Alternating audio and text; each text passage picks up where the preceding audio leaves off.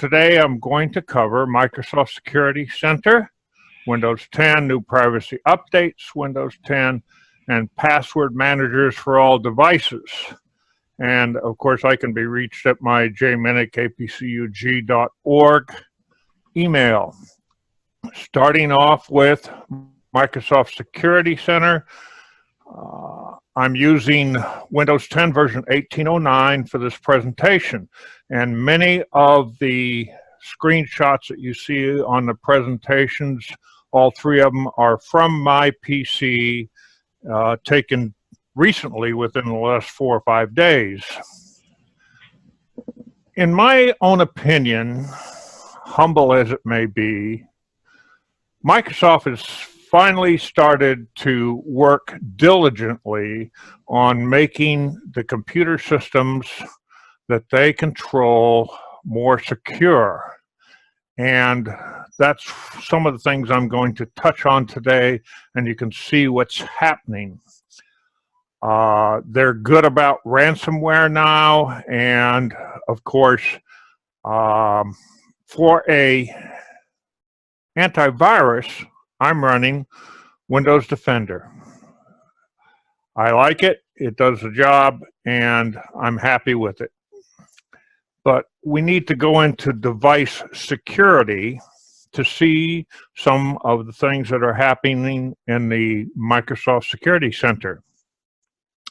And you get to device security by going into settings, and you're also in, once you get into settings, click on update and security, and then go down and click on Windows security, and you see over there in the middle of the screen, device security, no action needed, and you can click on that.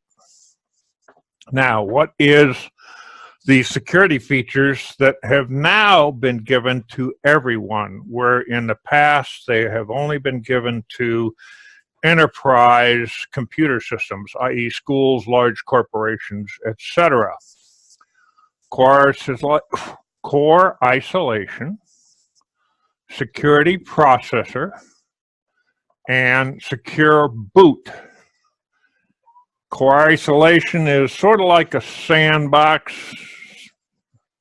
kind of concept, if you want to look at it that way.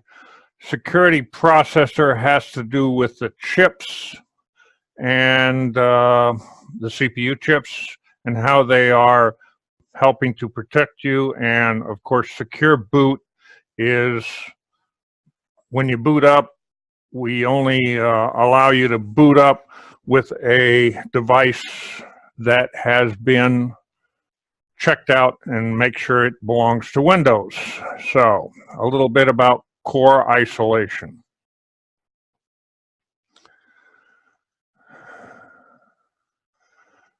Again, core isolation means we're isolated from the normal operating system when we do certain functions, like running very important system processes and security software. Virtualization in this area hides the physical characteristics, and that also gives you an additional layer of protection. Security processor. In the past, they discovered a couple of years ago that we had all CPUs made in the last 20 years were susceptible to a backdoor type of malware, and they dubbed those Meltdown and Spectre. So the security processor is, in fact, Microsoft's way of saying, we're going to cover that until we get to the point where the manufacturers can make CPUs that don't have any vulnerabilities.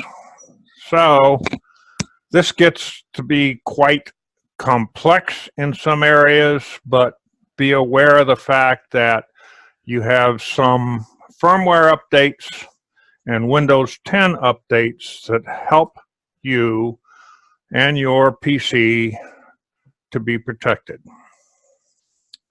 What's a secure boot?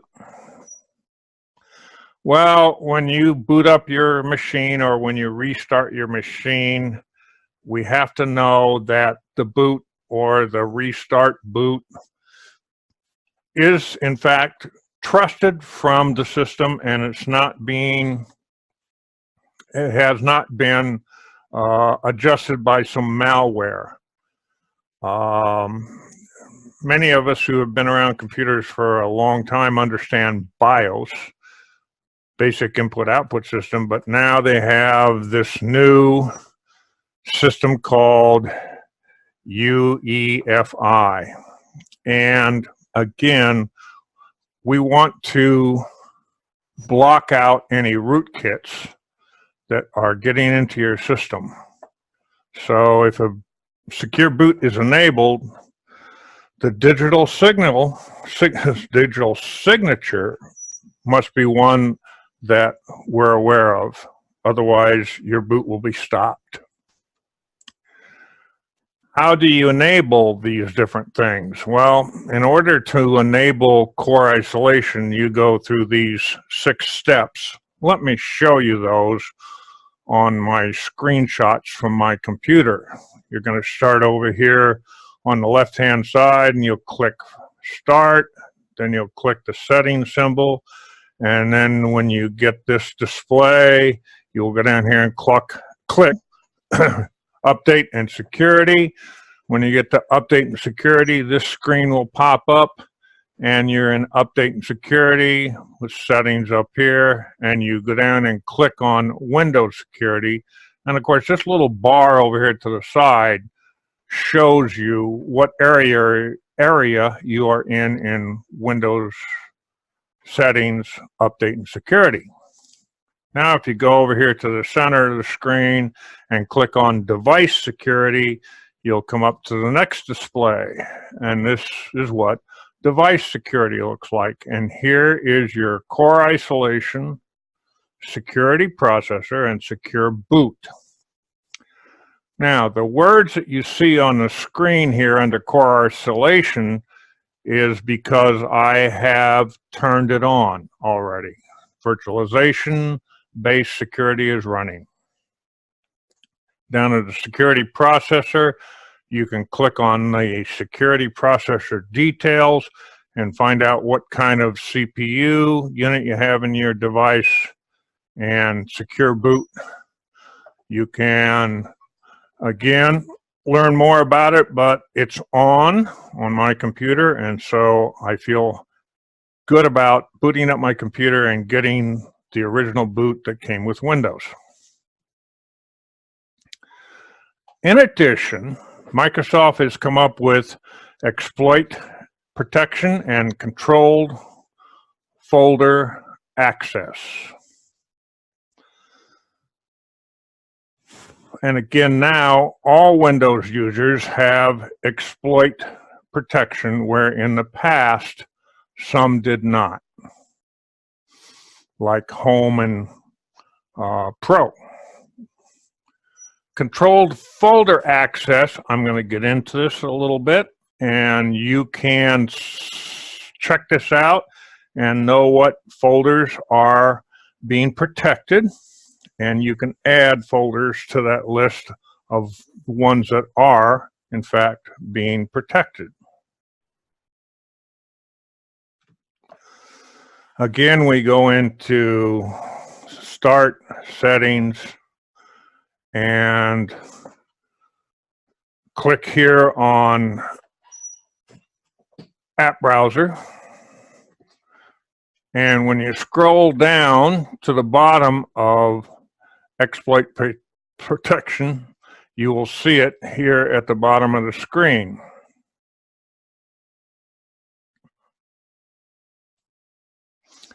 We're under Windows Security, App and Browser Control, scroll, Exploit Protection Settings. And when you click there, now,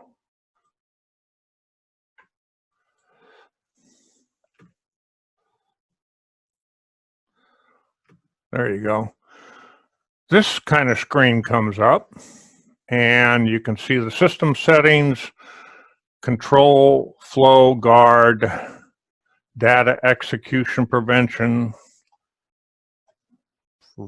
force randomization for images, and whether they're on or off. And you can find out more about these and turn them on or turn them off. And as you can see, some of them are on by default and some of them are off by default. My recommendation is you go in here, see what those settings are, and make sure you're happy with that. Also, ransomware protection and controlled folder access. Again, you go into Windows Security from the start, settings, update and security, Windows Security, then click on virus and threat protection, and you'll get to the controlled folder access. If you click on the blue line under the on-off toggle, you'll see what folders are protected, and let me show you what they look like on my laptop. And of course, these are the ones that are protected, and you can add other ones to that list of protected folders. This is a good thing. I want these things. I don't have any music on my PC, but if I would have music there, I want all these things protected in those folders that are on my computer.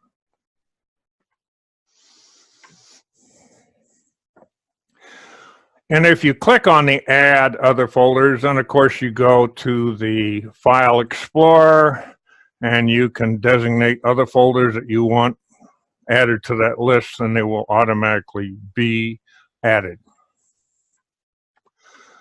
Microsoft Security Essentials, or Microsoft Windows Defender. And they keep on changing the name, good old Microsoft, but what you need to do is make sure that you have the icon for Microsoft Windows Defender or Security Essentials down here on your taskbar, way over here by the right-hand side. If it's not down here on the taskbar, you can click on this little up arrow here. You can see it, and you can drag it down and put it on your taskbar. Every time I start my computer, I look down here after it's running for a couple minutes to make sure I got the green check mark and everything is okay. Yesterday I had a yellow exclamation point, so I went into Microsoft Security Essentials or Windows Defender, whichever you want to call it, and I ran a scan and then it turned green. Again, we're in Windows Security, and you get there by going to Settings, and then Update and Security, and Windows Security. And you see the different categories here: virus and threat protection, account protection, firewall, etc. I could go through each one of these and give you my opinion on what you should do, but that's not the point here. The point is you need to go into your computer, you need to check out every one of these different categories, and you need to make a decision on whether or not you like the settings that are there. That's your security settings. And I'm saying yes, even though Microsoft may say no action needed, okay, that may not be what you want. So I have, in fact, have gone into virus and threat protection, and I find out that I got some toggle here that I can turn on or off for real-time protection, cloud delivered protection, etc. Some of these things are turned off by Microsoft. You have to turn them on. Every time you download and install and update, to your PC from Microsoft, you need to go in and check these things to make sure they have not changed. That's important. Besides security, there's privacy. And again, I'm using my laptop Windows version 1809. And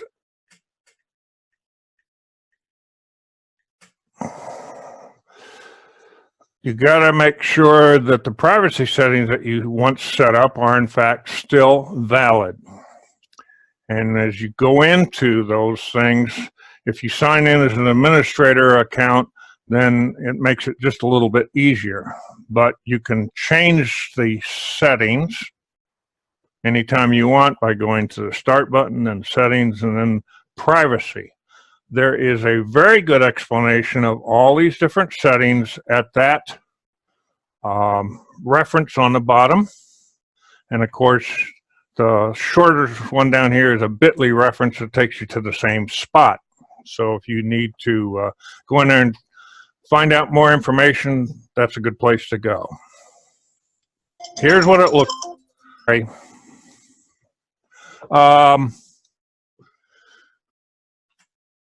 We're looking at settings, privacy, general. And again, there are some things in here that Microsoft sets one way and you may set another way. And of course, when we're talking about advertising IDs up at the top, what we're talking about is resetting your advertising ID. So if you turn this off, because Microsoft certainly turns it on, then you reset your advertising ID. And what it means is you won't get future advertisements that are personalized based on your activity with the apps or with Windows. You will not stop all advertisements, but you won't get personalized advertisements. Now I'm going to show you two examples. Already I showed you general and what is listed there, and you need to check those things out individually. And then you go down to activity history. And here again, I'm showing you an example of what the activity history settings look like in privacy. I'm in settings, I'm in privacy, activity history, and Microsoft has both of these checked. So I say, yes, I want to store activity on my device, but no, I don't need to send my activity history to Microsoft. And you have to make those choices yourself. And then again, down here, we have a toggle on-off switch for sending account activity for my timeline via jerrythrive10@gmail.com. If you go down here to the bottom and you click on Manage My Microsoft Account Activity Data, then you get into, here's the activity data that Microsoft is in fact monitoring. There's a lot of stuff here. And of course, Microsoft says, we collect all this stuff because we want to make it benefit you and to make your experience with our operating system better. Okay, whatever that means, I'm not sure. But there's a lot of those activities that I have turned off. You need to go in also and look at the permissions you give apps on your machine. And permissions we're talking about is whether or not they have access to your camera, access to your private precise location, your contacts, your account info. Can they run in the background, etc. And we get there the same way we have so far. We go to settings, we click on privacy, We go to app permissions, we select an app, and we make some changes to it if that's what we want to do. Here's a picture of that right off my laptop. And I picked on location. So now I'm in settings, I'm in privacy, but I'm down here in app permissions, and I picked on location, and some desktop apps want to know what your location is. Well, that's up to you. There's a pretty good explanation of what all that means up here, and I choose the fact that that's okay with me, that they know what my location is. Let me give you another example. When you scroll down from that page that I was just on, this one here, when you scroll down, you're going to see a list on your machine of all the apps that you have that want your location, and you can turn them on or off individually. Normally, when you go down here for the first time, excuse me, you'll see that they're all on. Every one of them is turned on. And so I went through there and I said, Facebook doesn't need to know where I'm at. My camera doesn't need to know where I'm at,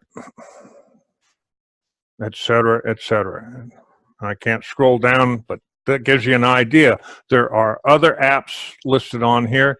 And as you can see over here on the left-hand side, you can do this for your camera, microphone notifications, account info, contacts, calendar, on down the line, keep on going. You should, in fact, go through every one of these app permissions and turn them on or off. If you go to a category over here and there is nothing listed over here, then you don't have any apps that are requesting that information. I went down to account info. And again, as you can see from my computer, I turned off email and accounts. I turned off speed test, but I left Microsoft Edge and Microsoft Content on so that they have my account information. Now, what is account information? The things I list over here in my little yellow box.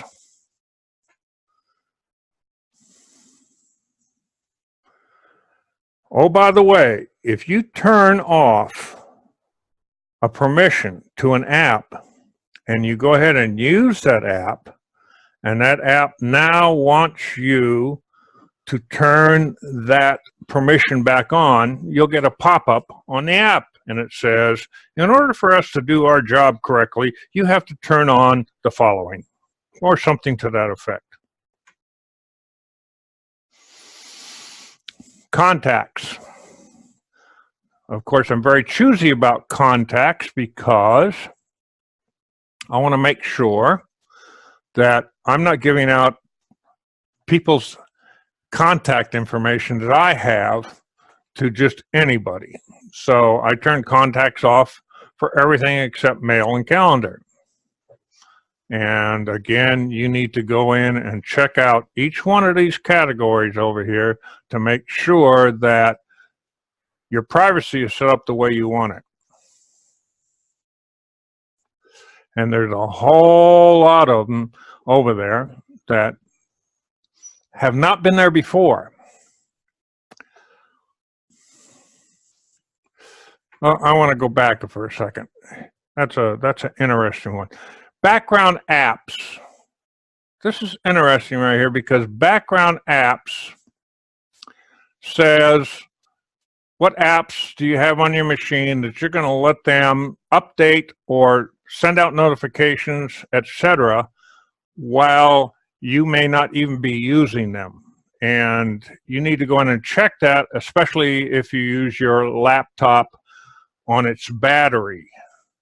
Because if background apps are all on and you're using your laptop on the battery, then you can wear down your battery and run out of power. So it's important to check that one if you are a laptop user. Oh, by the way, iPhones and iPads have been doing that for a long time. So I think Microsoft got pretty smart about that. Password managers. I have a password manager. I'm going to talk about them in general, and then I'm going to give you some prime examples of how I use my password manager. The internet seems to be going to, a lot of people on the internet anyway, phrases instead of just numbers and letters. Password phrases. And I'm starting to use those too, where I'm allowed to by the different website. But I have a password manager, and I'll talk about that in a little bit, the one I use. They store information. And in most password managers, what you have to do is enter your user ID and your password one time. And then once the password manager has it, then in fact, you never have to enter it again. You have to turn on your password manager by using the master password, and that's the one you got to remember. In most cases with password managers, if you forget the master password, no help. So password managers work on all types of websites. They're secure access, and they're saved in a vault usually, and it's a whole lot safer, and it can be portable in most cases to where you can use those passwords on your portable devices, like my iPhone that just rang a minute ago, and my iPad, and my Kindle, etc. Most browsers do have password managers built into them, but there's some drawbacks to that. And they certainly can't compete with a good password manager that has cross-platform syncing and also generating a password for you if you don't want to generate one yourself. So I stay away from password managers that are built into a browser, because if somebody hacks your browser, they may have access to your passwords. Giving you just a little time to read through all this.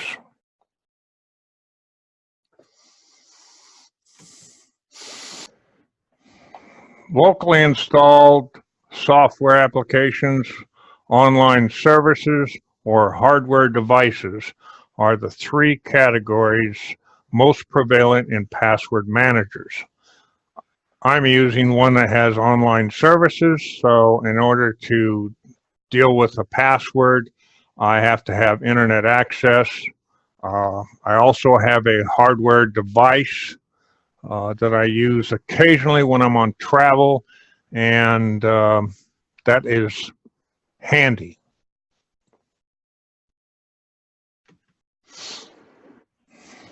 I use LastPass. I've used LastPass for the, well, they said, okay, they said I first logged in 2006. I just found that out yesterday. I thought I'd only been using it for about 6 years, but apparently longer than that. It's cloud-based. LastPass does not know what my master password is, so they can't see what my passwords are or what my entries are. I have it downloaded into Mozilla Firefox. That's the browser I use, and it's an app on my iPhone, iPad. And it still allows me to do two-factor authentication, etc.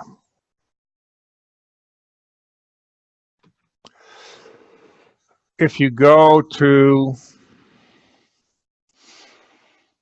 use LastPass and you want to turn it on, Notice up here in the upper right hand corner the LastPass symbol, and it's grayed out, which means that I have to turn it on. So I click on it, this pop-up comes up, I enter or it remembers my email, so my email is up here, and then I enter my password, and then I click log in, and through the internet it goes out and it says, okay, that's the master password, it's good, and that icon turns red.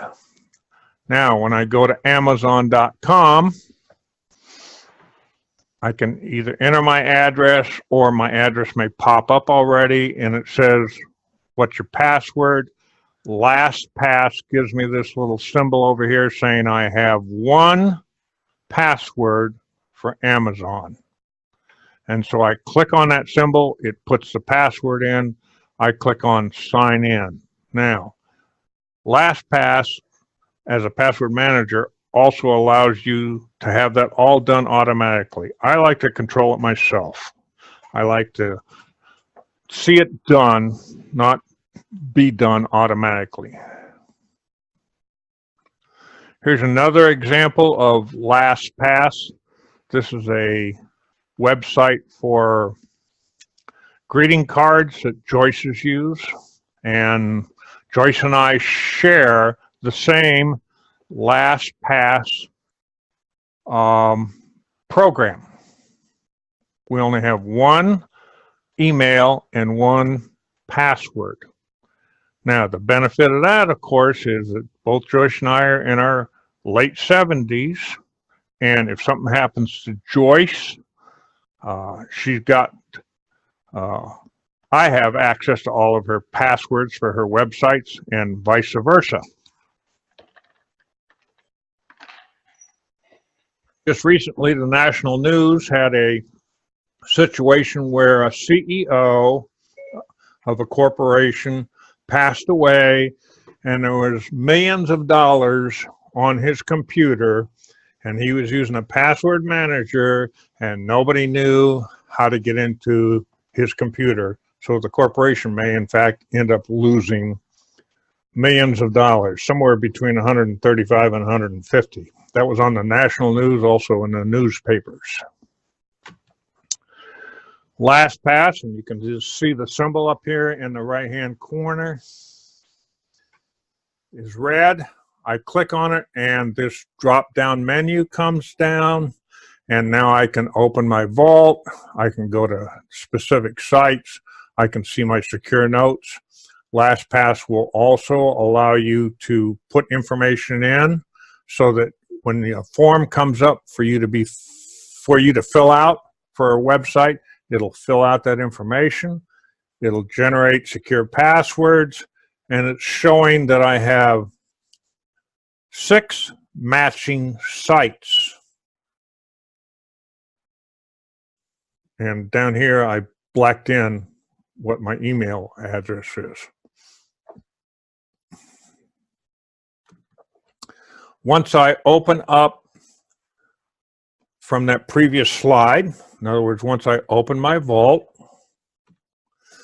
this kind of display comes up, and the favorites pops up, and it has my email address for those favorites in each one. And of course, it's showing sites.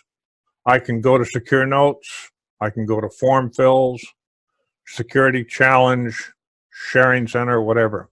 A lot of different capabilities here.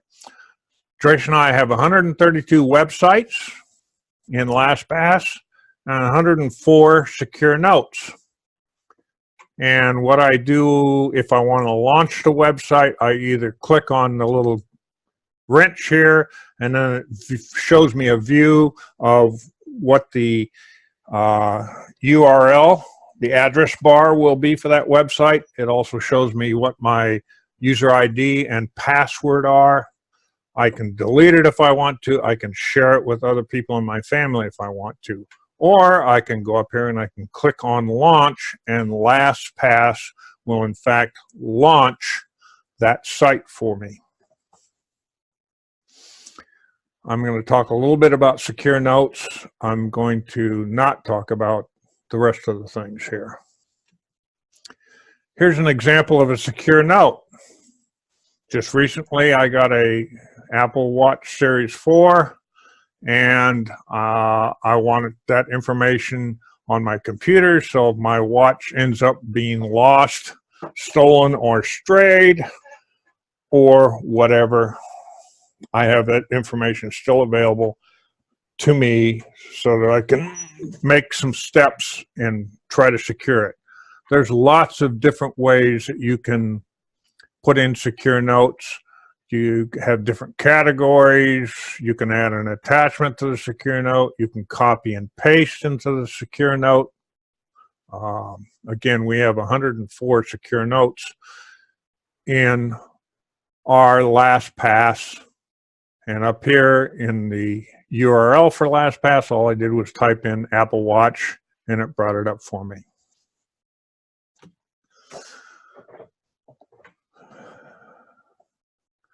If you go to the internet and you say, what are the best free password managers for 2018, and which ones do I have to pay for, you are going to find that probably these 4 password managers will come up on that list. And this doesn't vary much. Month after month after month, I see the same thing coming up from different magazines, PC World, PC Magazine, etc.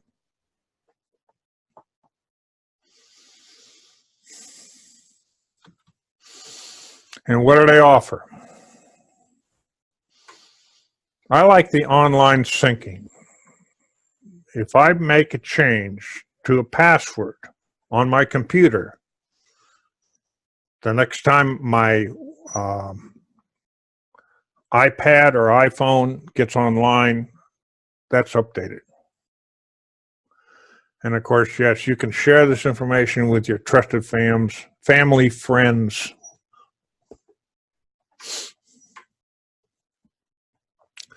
I frequently use the autofill functionality when I'm going to a new website. This came out of PC Magazine just the other day, and these are ones that you pay for. I'm grandfathered in on the LastPass. I paid for it when it was half that price, $24. And I think they just recently went up again. But anyway, there's the top 9 or 10 right there.